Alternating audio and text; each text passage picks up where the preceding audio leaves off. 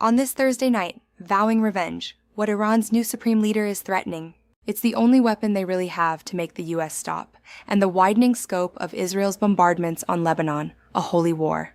Blessed be the Lord, my rock, who trains my hands for war and my fingers for battle. How Christian nationalism may be underlying the U.S. and Israeli attacks on Iran.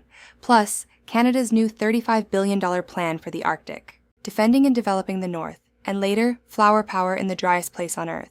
Global National with Donna Friesen. Good evening, and thanks for joining us.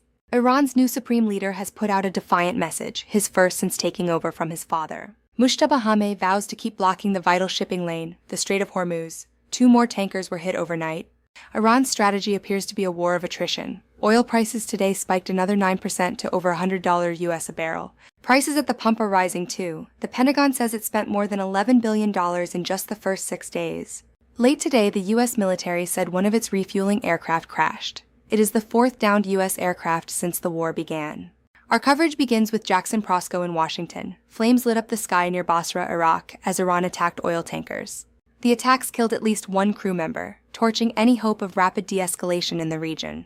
Hameh purportedly said Iran would avenge its martyrs and threatened to attack U.S. bases in the region. The Iranians are trying to target energy infrastructure to cause price spikes in a U.S. midterm year. It's their only weapon. Donald Trump now claims the spike in oil prices is a good thing, writing that the U.S. makes a lot of money when prices go up. U.S. Central Command says it has struck approximately 6,000 targets in Iran and shows no sign of slowing down. We're now talking about a protracted war, a long war where the United States is at a significant disadvantage.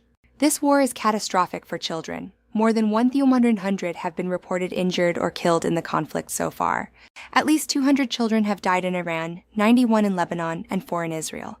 UNICEF warns those numbers will climb. Israel today expanded its bombing campaign, pounding Beirut and forcing more than 800,000 people to flee. Israel is intent on dismantling Hezbollah, Iran's most powerful proxy, and Israeli ground forces are advancing. 8 people died in a strike on the Beirut seafront, meters from tents housing hundreds of thousands of displaced people. Redmond Shannon reports on where this all might be leading. Hezbollah was severely weakened by Israel in 2024. Canada has pledged nearly $38 million in humanitarian aid. Foreign Affairs Minister Anita Anand says the aid recognizes the strain. Prime Minister Mark Carney confirmed a Canadian military facility in Kuwait, Camp Canada, was struck by Iran 10 days ago. The members of the Canadian forces are all safe and sound. We are not engaged in offensive actions. Carney unveiled a $35 billion plan for the Arctic, modernizing military bases in Yellowknife, Inuvik, and Iqaluit. We're taking full responsibility for defending our sovereignty, a move designed to be heard by President Donald Trump. The plan includes $11 billion for infrastructure to support new mining development and connect the North.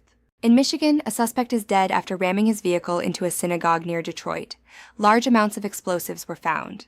In Ottawa, the federal government has tabled a new version of its lawful access legislation, Bill C-22. Critics warn it violates charter rights, allowing law enforcement to ask for data without needing a warrant. While the Iranian regime portrays the West as a hostile enemy, the children of its leaders live and study here. Eshaq Galibaf, son of Iran's parliamentary speaker, has been jet-setting around the world and even applied to move to Canada. The new supreme leader himself reportedly owns multi-million-dollar mansions in the West, including a $60 million home in London. Some U.S. Army commanders are invoking extremist Christian rhetoric, framing this conflict as a holy war. Pete Hegseth, the Secretary of Defense, read Old Testament scripture at a briefing this week, framing the war through biblical prophecy. Religion may be used by both sides to justify savage violence, making long-term peace even harder to solve. Finally, in California's Death Valley, the hottest and driest place on our continent is bursting with color. A record rainfall has triggered a rare superbloom. In a valley named for death, there is a short season of life. That is Global National for this Thursday. I'm Donna Friesen. Thanks for watching. Good night.